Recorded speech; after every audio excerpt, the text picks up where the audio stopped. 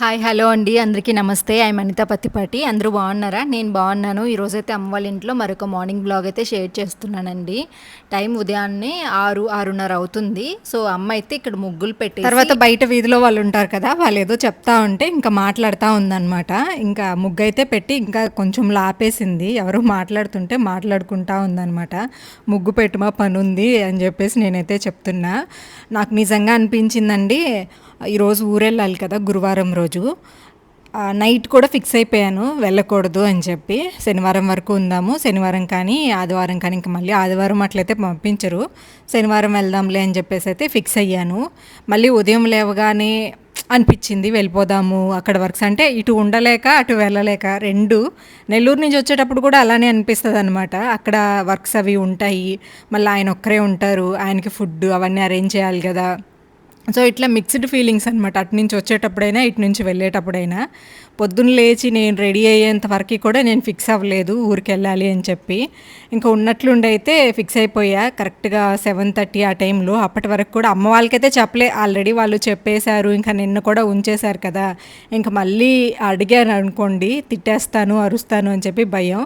ఏంటి నువ్వు మీ అమ్మని తిడతావా అంటే, కోపం వచ్చినప్పుడు అరుస్తాం కదండి, మన వాళ్ళ మీదే కదా అరుస్తాము. ఒకటి అమ్మ నాన్న ఇంకా అన్నయ్య అండ్ హస్బెండ్, వాళ్ళే కదా మన పిల్లలు, మన సొంత వాళ్ళు. ఇంకా బయట వాళ్ళు ఎవరి మీద అరవలేము కదా. ఇంకా కోపం వస్తే నేను అరిచేస్తాను అని చెప్పేసి ఇంకా అమ్మ అయితే ఏం అడగలేదు పాపం, మనసులో అయితే ఉంది అంటా ఉంది. అప్పటికి పొద్దున్న లేచి కొనుక్కుంటా ఉంది, వచ్చావు వెళ్ళిపోతున్నావు శనివారం వెళ్ళొచ్చు కదా, ఇంకా నీ ఇష్టం అని చెప్పేసి అంటా ఉంది. ఇంకా నానైతే నాకు చెప్పారనమాట, ఉండే పని అయితే ఉండు, లేదంటే ఇంకా అమ్మ బస్ ఎక్కిస్తుంది వెళ్ళు అని చెప్పేసి అన్నారు. తనకు కూడా ఇష్టం లేదు, కాకపోతే ఏమన్నా అంటే మళ్ళీ ఎక్కడ అంటే వాళ్ళకి తిట్టడం అని కాదు, కానీ నా రెస్పాన్సిబిలిటీస్ వాళ్ళకి తెలుసు, నేను ఎలా ఉంటాను ఏంటి మన పరిస్థితులు ఏంటి అని చెప్పేసి. మన వాళ్ళకి తప్ప బయట వాళ్ళకి తెలియదు కదా. ఇంకా అందుకని నన్ను ఇబ్బంది పెట్టారనమాట. ఇవన్నీ ఉన్నాయి కదా, ఇల్లు కొనుక్కున్నారు, ఇంకా ఈఎంఐస్ కట్టాలి, అప్పులు ఉన్నాయి కదా అనే ఉద్దేశంతో వాళ్ళైతే ఎక్కువ ఇబ్బంది పెట్టరు. కాకపోతే వాళ్ళకి ఉంటుంది కదా ఒక 10 రోజులు, మళ్ళీ మళ్ళీ అంటే రాలేము. ఒకవేళ వచ్చినా కానీ 1-2 రోజులు ఉండగలం, కానీ ఇప్పుడు సమ్మర్ కాబట్టి కొంచెం ఎక్కువ టైం అయితే ఉండొచ్చు. సో ఇంక అమ్మ అయితే ఫిక్స్ అయిపోయింది వెళ్ళిపోతానని చెప్పి. అందుకని ఇంకా పొద్దున్న లేచి నన్ను ఏం అడగలేదు. ఇంక నేను పక్కింట్లో పువ్వులు కోసుకుంటున్నా, వాళ్ళు ఇంకా లేవని కూడా లేవలేదండి. సో ఇంక నేనైతే వెళ్ళి కోసేసుకుంటున్నా. ఏమన్నా అంటారేమో అంటారు, ఏమనరండి, అంత మన ఇల్లే, చిన్నప్పటి నుంచి నేను పుట్టి పెరిగిన ఇల్లు కదా, వాళ్ళు నన్ను ఏమనరు. ఇంకా తను పడుకోండి, చిన్న బాబు ఉన్నాడు, ఇంక సర్లే తను డిస్టర్బ్ చేయడం ఎందుకని చెప్పి నేను కోసుకొని వచ్చేసాను. ఇంకా కూర్చొని మన చెట్టుకు కూడా కొన్ని మల్లెపూలు ఉన్నాయి, అవన్నీ కలిపి కట్టుకుంటా ఉన్నాను అనమాట.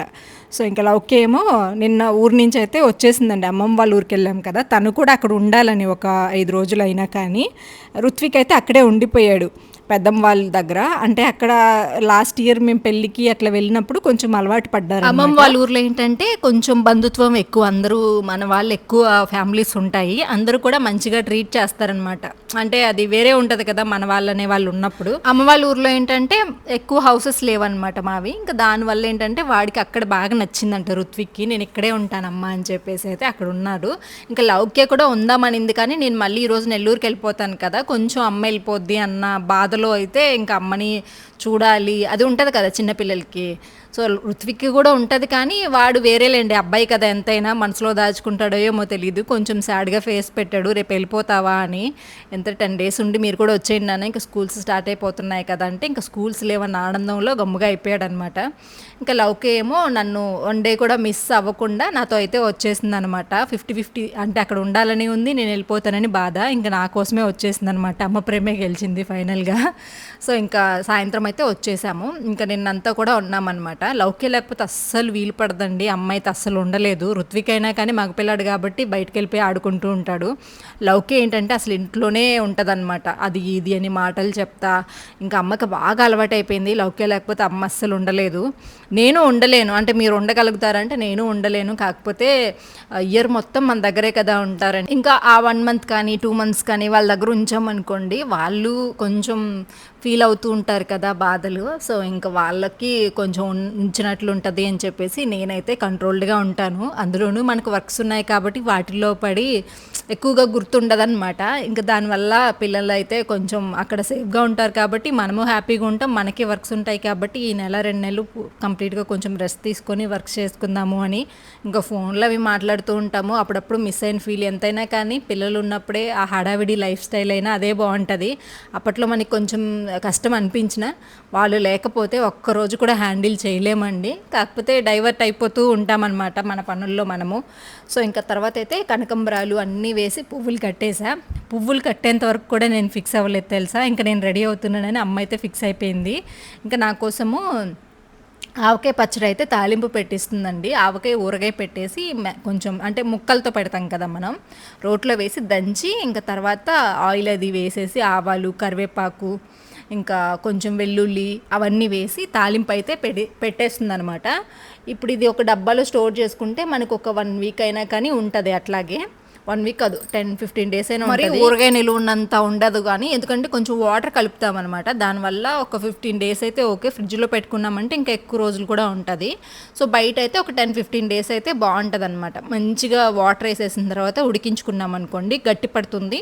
సో, అప్పుడు మనకి ఒక 15 డేస్ అయినా ఇబ్బంది ఉండదు. ఇంకా నేను అడిగాను అంటే కొంచెం మేమిద్దరమే ఉంటున్నాం కదా, ఎక్కువగా కొన్ని టైమ్స్ వంటలు చేసుకోలేకపోయినా ఇంట్లో పచ్చళ్ళ ఉన్నాయనుకోండి హ్యాపీగా ఒక ముద్ద తినేసి పెరిగేసుకునైనా అలా తినేయొచ్చులే అన్న ఉద్దేశంతో ఒక్కొక్కసారి పనులు ఉండటం వల్ల వంట చేయడానికి కూడా కుదరట్లేదు.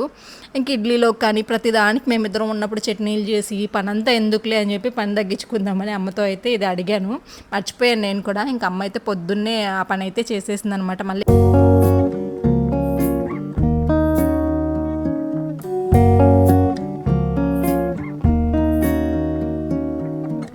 కొంచెం లేట్‌గా చేస్తే వేడివేడిగా ఉంటే బాక్స్‌లో పెడితే ఇబ్బంది అయిపోద్ది అని చెప్పి చల్లారిన తర్వాత బాక్స్‌లో పెట్టేద్దామని పొద్దున్నే అయితే చేసేసిందనమాట. తర్వాత ఇంక నేను కొంచెం టిఫిన్ అంటే అన్నం తినేసాను. ఇంకా రెడీ అయిపోయాను.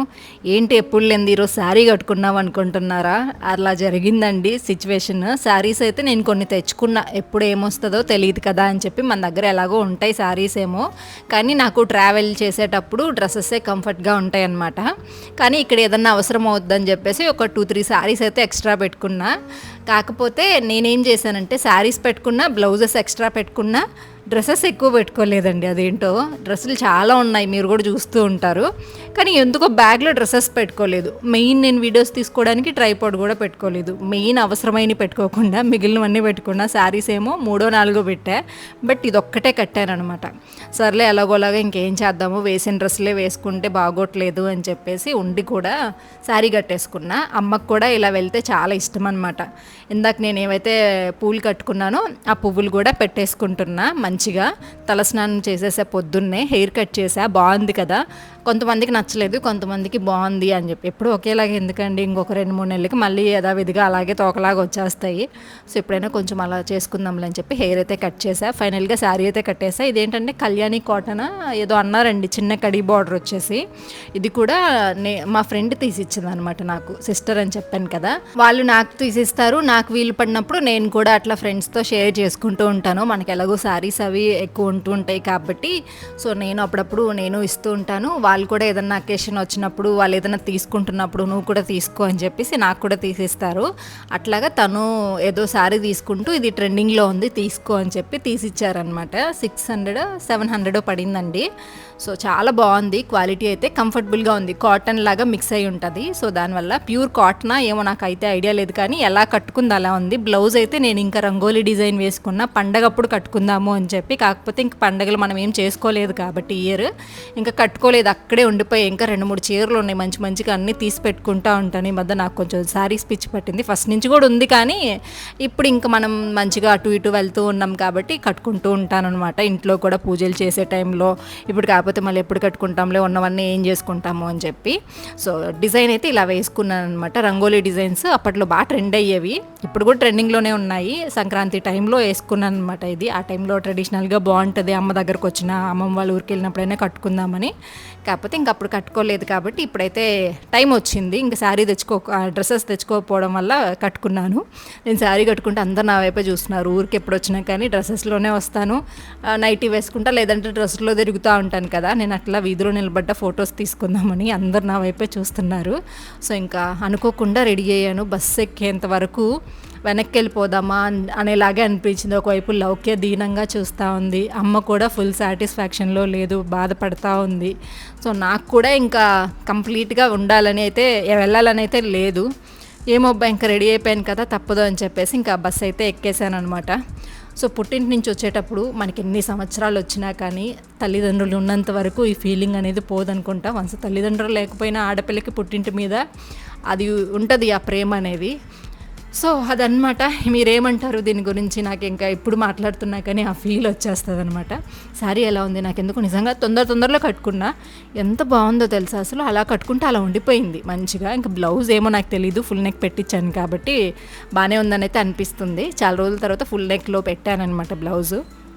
సో ఇంక అమ్మ అయితే సాడ్గా ఉంది. అసలు నాకు ఇప్పుడు ఈ వీడియో చూస్తున్నా వెళ్ళిపోవాలి అనిపిస్తుంది. ఎందుకంటే మళ్ళీ నాకు అవకాశం రాదండి. ఎందుకంటే పిల్లలు వచ్చారనుకోండి స్కూల్స్కి, మనం 1-2 రోజులు తప్ప ఎక్కువ రోజులు హాలిడేస్ పెట్టలేము. ఇంకా పిల్లలు కూడా హైయర్ క్లాసెస్కి వెళ్తున్నారు కాబట్టి లీవ్స్ కూడా ఎక్కువ పెట్టకూడదు. ఇంకా మళ్ళీ ఎంబ్రాయిడరీ వర్క్స్, యూట్యూబ్ ఇవన్నీ అని చెప్పి ఇదే మంచి టైం నాకు చెప్పాలి అంటే. మెయిన్ థింగ్ నేను ఇంకొకటి ఏం ఆలోచిస్తున్నానంటే, ఎప్పుడు ఏం జరుగుతుందో ఎవరికి తెలియట్లేదండి. దానివల్ల ఉన్నంత వరకు మన కోసం ప్యూర్గా ఎవరైతే ఉంటారో రిలేషన్స్లో వాళ్ళ కోసం మనకంటూ కొంచెం టైం ఇవ్వాలి ఖచ్చితంగా, నా ఉద్దేశం ప్రకారం. మెయిన్ నా ఉద్దేశంలో ఫస్ట్ ప్లేస్ అయితే తల్లిదండ్రులు. వాళ్ళకి మనం తప్ప వేరే లోకం ఉండదు, కడుపున పుట్టిన పిల్లలు తప్ప. మనం వెళ్ళి ఒక 10 రోజులు ఉంటే వాళ్ళకు ఉన్నంతలో వాళ్ళు చేసి పెడుతూ ఉంటే వాళ్ళకి అదొక ఆనందం. నేను వెళ్ళి మా అమ్మ చేత పని చేయిస్తున్నానని కొంతమంది అంటూ ఉంటారు, బట్ వాళ్ళకి అందులోనే ఆనందం ఉంటుంది. ఇప్పుడు నేను పని చేశానంటే మా అమ్మ అస్సలు తట్టుకోలేదు. ఎందుకంటే ఫస్ట్ నుంచి కూడా అమ్మ అలానే చూసుకునేది నన్ను. ఇప్పుడు ఇంకా మంచిగా చూసుకుంటుంది. ఎందుకంటే తనకి ఒక మంచి నేమ్ తీసుకొచ్చా. పలానా అమ్మాయి ఎవరు అంటే వాళ్ళ కూతురు అని చెప్పుకునేలాగా చాలామంది నన్ను గొప్పగా పొగుడుతూ ఉంటారు. మంచిగా అమ్మాయి చూడు ఎలా ఉండిందో, ఎలా సెటిల్ అయిందో. సో ఇట్లా యూట్యూబ్లో కనిపిస్తుంది వాళ్ళ అమ్మాయి. సో అందరూ మంచిగానే చెప్తారనమాట. నా గురించి చెడుగా చెప్పే వాళ్ళు ఎవరూ లేరు. పెళ్ళికి ముందు కూడా అట్లనే ఉన్నాను నేను. పలానా వాళ్ళ అమ్మాయి అసలు ఎంత పద్ధతిగా ఉంటుందో, సైలెంట్గా ఉంటుంది, ఇంట్లోంచి బయటికి రాదు, పద్ధతిగా ఉంటుంది. సో పెళ్ళికి ముందు అలానే ఉండే, పెళ్ళైన తర్వాత కూడా అంతే మంచి నేమ్ తెచ్చాను కాబట్టి మంచిగా ఉన్నప్పుడు తల్లిదండ్రులకు కూడా మంచి పాజిటివ్ ఫీలింగే ఉంటుంది. సో ఇంకా అమ్మాయి ఏడవలేక అట్లా ఉందన్నమాట. సో ఇంకా ఇదండి, బస్ అయితే టైం 8 అయిపోయింది. 8:30 కంట ఒక 8:15 అలా అయింది. ఇంకా 8:15కి వచ్చేస్తుందిలే, వెళ్దాం పదా అని చెప్పేసరికి ఇంక వెళ్ళిపోయాము. అక్కడ సచివాలయం ఉంది, సర్లే అక్కడైనా కూర్చుందాం కదా అని చెప్పి అయితే వెళ్ళిపోయాము. ఇంకొక 10 నిమిషాలు వెయిట్ చేసిన తర్వాత బస్ అయితే వచ్చేసింది, ఎక్కేసాను. ఒకవైపు లౌక్య అని, ఒకవైపు అమ్మని చూస్తే ఎందుకు ఈరోజు ఇంకా ఇదిగా అయిపోయింది. లౌక్య రావట్లేదండి, వాళ్ళు ఒక 1 వీక్ ఆగి వస్తామన్నారు, స్కూల్స్ ఇంకా స్టార్ట్ చేయలేదు కాబట్టి. ఎలాగోలా ఇంకైతే ఇంటికైతే వచ్చేసాను. నెక్స్ట్ వీడియోలో మళ్ళీ కలుసుకుందాం. Thank you.